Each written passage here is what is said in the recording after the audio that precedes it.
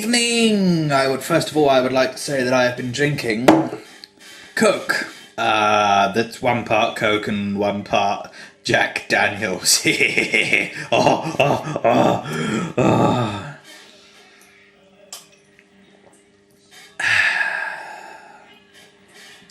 Tonight I will also be talking about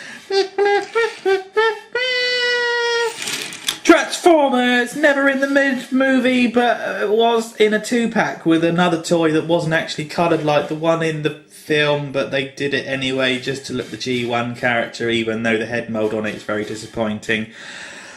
Hoist!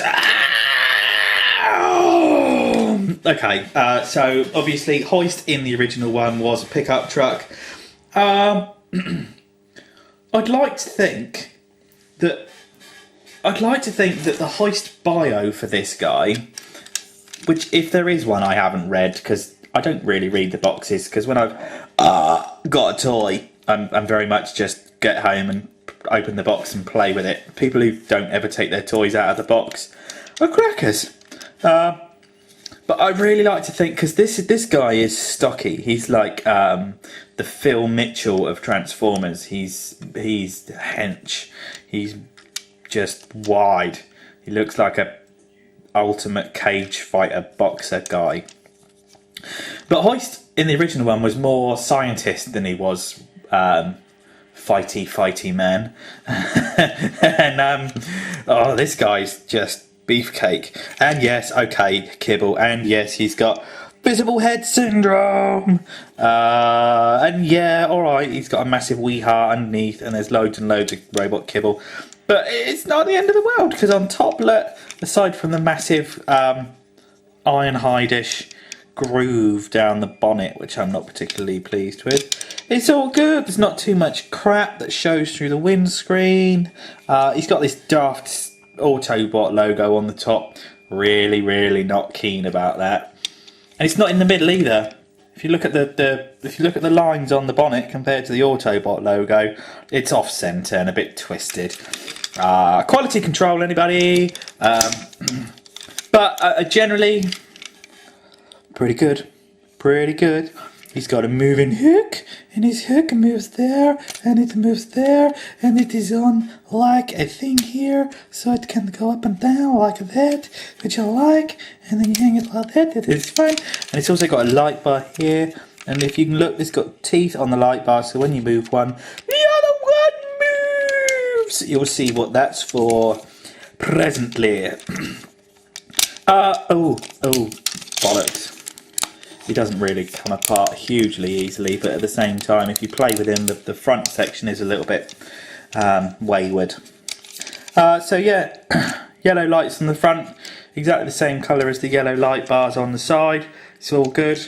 Great big grille on the front with a great big hole down the middle, because it doesn't really match up that well.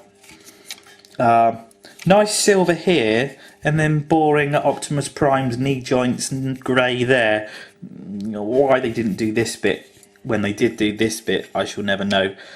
I find it slightly disappointing, but it's not the end of the world, because we all know that I'm fairly easy to please when it comes like this. As I'd like to say. Checker plate on the back, which is really good. I really like this actually, because why it's green I'll never know. They should have done it in a silver. But detailing wise, it's accurate and nice, and gives the whole thing a bit more sort of realism for a toy. It's got the hoisty kind of stuff down here, which I would like to see continue down here, which would have still looked good in robot mode. But there you go, that's that. Right, so what we're going to do is grab that. Okay, pull the whole front end. Oh, okay, right, there's peg and a hole, like that. And if you just sort of wiggle it, it all comes apart. Pull that, and then you get the whole front section that comes to bits. Now dig your nails under there, and just kind of pull. And the whole thing comes like that. And you do the same again here. Let's you just kind of pull, everything straightens up. And the first thing you're going to do is bring the heel spurs back, because we're going to make the legs before anything else. Okay, so straighten up the toes, and as you turn it round, you can see his knee joints and everything. Look, now these are his toes. They're rather massive. I don't not a big fan, but it's not the end of the world. So if you do that, look, you can see how you've made him flat. Go on, car mode! Then, take the back section here, okay, raise that up, kind of pull everything apart, like that. Oh, I forgot. Whiskey! Here, at the back, is where it all ties together, okay? So you just lift those two apart, like that, move that up, and that means everything goes, wobbly here. So you fold that back like that, you fold that back like that, and under here are his puddies, see? So you just spread these two apart, and you've now released the two sides of everything that you need. So lift the doors, 1, 2, keep them up, okay? Then stretch all the legs out and everything. Then you can see the head under there, so you can kind of see how he's going to go together already. Take the shoulders and now we've seen one of the problems with this figure. He does like to pop off. And now I can't get it back on. Oh, you fuck. Ready? There we go. Right, we're back on. It doesn't pop on with any oh, no, we're not. Oh, there we go. Right. So, I mean, you get the gist. Okay, but the shoulder joints here are movie. They're inny outy, look. So that comes out like that. So we do the same with the other one. So you bring that down, bring that out, and that's how you make your arm mechanisms. You take the green bit, fold it right back. You put this bit inside. You flip that around to reveal his puddy, and then you got a double hinge. You got a hinge there and a hinge there, so you got double hinge elbow, which means his poseability, while his legs are pretty weak and floppy, are pretty good. So you do exactly the same thing here. Fold that in, turn that around, and that all kind of lines up. Then what you do with his gun is pull the bottom piece of the gun out, fold the hook in there, okay, then fold that forward, which will meet up with this, then angle that, do that, and then you got his gun mechanism. So his gun's quite kind of jigsawy, it all fits into itself, which I really quite like.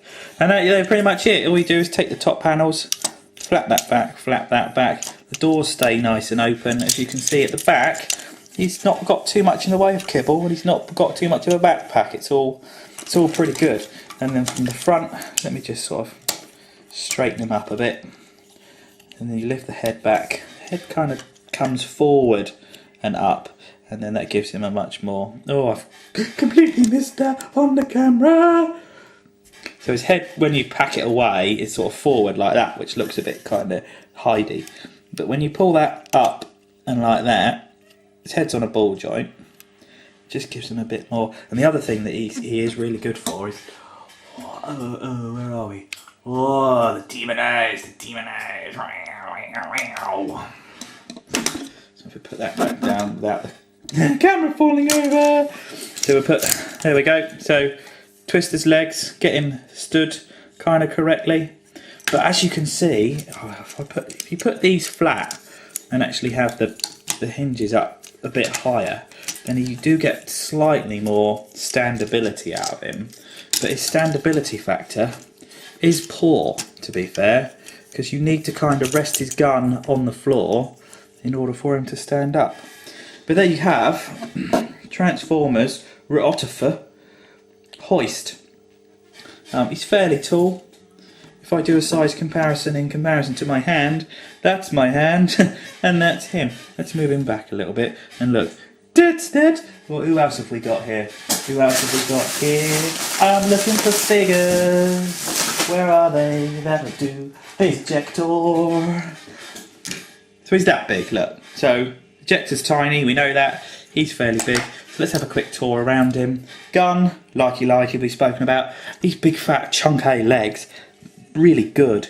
Bit flimsy on the ankles, but crotch piece, good. Chest makes him, as I said earlier, this guy is hench. I mean, he'd be, if there was a Transformers nightclub, he'd be the bouncer.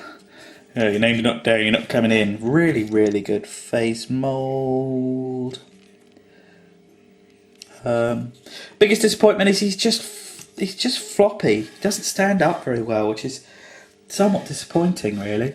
But hell, it's Transformers: Revenge of the Fallen.